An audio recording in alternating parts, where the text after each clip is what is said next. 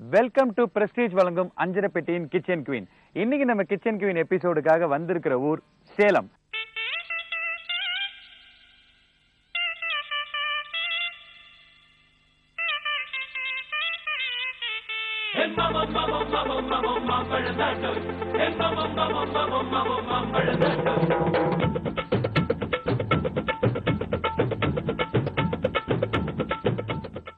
சேலத்துக்கு பக்கத்துல இருக்கிற ஏற்காடு மலைகள்ல ரொம்ப பியூட்டிஃபுல்லான இந்த ஏற்காடு மலைகள்ல ஒரு பெரிய பள்ளத்தாக்குக்கு பக்கத்துல உட்கார்ந்தா நான் இப்ப பேசிட்டு இருக்கேன். சேலத்துல இருக்க பெருமைகள், சேலத்துக்கு ஏகப்பட்ட பெருமைகள் இருக்கு. அதாவது ரொம்ப இனிப்பானவர்கள் மாம்பழம் சொல்லலாம், ரொம்ப உறுதியானவர்கள் இரும்பு ஃபேக்டரியை சொல்லலாம், அதுக்கப்புறம் நம்ம கனவு தொழிற்சாலையான சினிமா தொழிற்சாலை உருவான ஒரு இடம்னு சொல்லலாம். இன்னைக்கு பல பெருமைகள் இருக்கு இந்த சேலத்துக்கு. எக்ஸ்ட்ரா பெருமையா நம்ம கிச்சன் குவீன் எபிசோட் நடக்க போகுது. எல்லாருக்குமே ரொம்ப இன்ட்ரெஸ்டிங்கான ஒரு டாபிக் கொடுத்துருக்கோம் சமைச்சு கொண்டு வரதுக்கு. அது என்னன்னா, முதல் ரவுண்ட்ல அவங்க குவாலிஃபை ஆகிறதுக்கு பண்ண போற ஒரு விஷயம் என்னன்னா தால், அதாவது பருப்பு வகைகள்ல அவங்க பண்ணிட்டு வர சமையலை வச்சுதான் அவங்க செகண்ட் ரவுண்டுக்கு போக போறாங்க.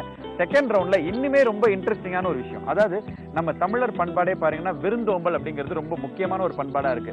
அந்த பண்பாடின் பேர் விருந்தாளிங்க திடீர்னு நம்ம வீட்டுக்கு வந்துட்டா அவங்களுக்கு நம்ம என்ன செஞ்சு கொடுத்து அவங்களை அசத்துவோம் அப்படிங்கிறது தான் செகண்ட் ரவுண்ட். என்னென்னலாம் டாபிக்ஸ் வரப்போகுதுங்கிறது சொல்லும் போதே இன்னைக்கு எபிசோட பாக்கணுங்கிற ஆசை உங்களுக்கு வந்துருச்சுங்கிற மாதிரி கூடவே இருந்து கலாய்க்கணுங்கிற ஆசை எனக்கு வந்துருச்சு. வணக்கம், உங்க பேர் சொல்லுங்க. மணிமேகலை. டி மணிமேகலை. ரொம்ப ராசியான பேர். எங்க அம்மா பேர் அது. எங்க இருந்து வரீங்க? அருண் நகர். சரி, என்ன டிஷ் பண்ணி கொண்டு வந்தீங்க? பருப்பு வகையில ஜிங்கி தால். ஜிங்கி தாலா? எங்க இருந்து பிடிச்சீங்க இந்த பேரை? ஜிங்கி தால், மங்கி தால் அப்படிங்கிற மாதிரி எங்க இருந்து பிடிச்சீங்க இந்த பேரை? எல்லா மளிகை கடையிலும் கிடைக்கிற அதேதான் கடையதான். சரி, யார் உங்களுக்கு இதை சொல்லி கொடுத்தா அந்த ஜிங்கிய? நான் தான் செய்யறேன். சமைக்கும் போது என்ன பாட்டு பாடுவீங்க? ஜிங்கி ஜிங்கி தால் வச்சு அப்படின்னு பாடுவீங்களா? சரிம்மா, நீங்க கண்டிப்பா நீங்க வெற்றி பெறதுக்கு வாழ்த்துக்கள். போடுங்க, உங்க பேரை பதிவு பண்ணிக்கோங்க. வாங்கம்மா, வணக்கம். உங்க பேர் சொல்லுங்க. மைத்திலி. ஓகே, என்ன பருப்பு வகையில என்ன பண்ண போறீங்க? கீர் கொண்டு வந்திருக்கேன். கீர் என்ன கீர்? பயத்தம்பருப்பு கீர். பயத்தம்பருப்பு கீர். பாதாங்கீர் தான் கேள்விப்பட்டிருக்கீங்க. ஒரு சேஞ்ச் பயத்தம்பருப்பு கீர் பண்ணலான்ட்டு பண்ணி கொண்டு வந்திருக்கேன். அஞ்சரைப்பெட்டியை பத்தி உங்களுக்கு தெரிஞ்ச விஷயங்கள் சொல்லுங்க. ரெகுலரா வாட்ச் பண்ணுவேன் 1:30 மணிக்கு. அது முடிச்சிட்டு அழகிய தமிழ் பெண் அதுவும் பண்ணுவேன். அஞ்சரைப்பெட்டி ரொம்ப பிடிச்சிருக்கு. சரி, அஞ்சரைப்பெட்டியில என்ன செக்மெண்ட் உங்களுக்கு ரொம்ப? அதாவது சமையல் தான். அதே மாதிரி ஒரு ஊரா போயிட்டு அந்தந்த ஊர் வழக்கப்படி எல்லாம் சொல்லி தராங்க. அதெல்லாம் நிறைய கத்துக்க வேண்டியது இருக்கு.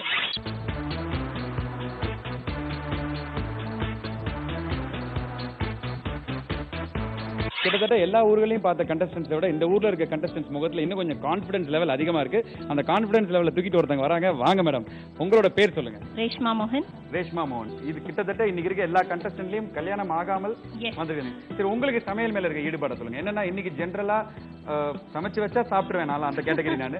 நீங்கும் போது ஒரு போட்டிக்கே வந்திருக்கீங்கன்னா உங்களோட சமையல் குரு யாரு? அம்மா. ஆஃப்கோர்ஸ் அம்மா. பாட்டி என்ன உங்களுக்கு ஸ்பெஷலா சொல்லி கொடுத்துருக்காங்க? ஸ்பெஷல்னா நிறைய டிவி ஷோஸ் பார்த்து செய்வேன், நெட்ல சர்வ் பண்ணி செய்வேன். அதர்வைஸ் நார்மல் ஃபுட் அவங்கள பார்த்து செய்வேன். இப்போ மகள் போயாச்சு, அடுத்தபடியா அவங்களோட தாய். வாங்க மேடம், உங்களோட பேர் சொல்லுங்க. மிஸ்ஸஸ் ராதா மோகன்.